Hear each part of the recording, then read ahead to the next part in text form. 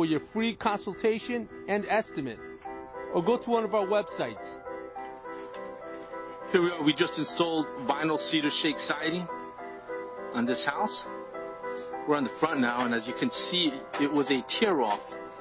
Trim board, we're getting a nice paneled look on it. We have some cold molding between the blocks.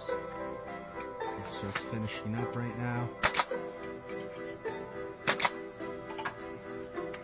You can see the lumber. What we've done here, instead of putting a column on the bottom,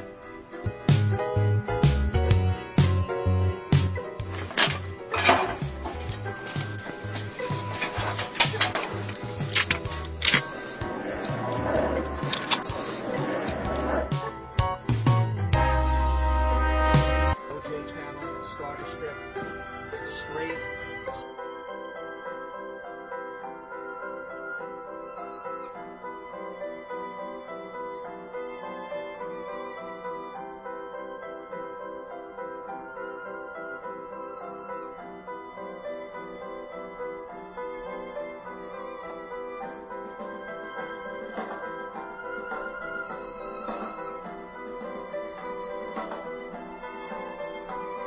You see, that's what you want. That's what you want with every course once you install.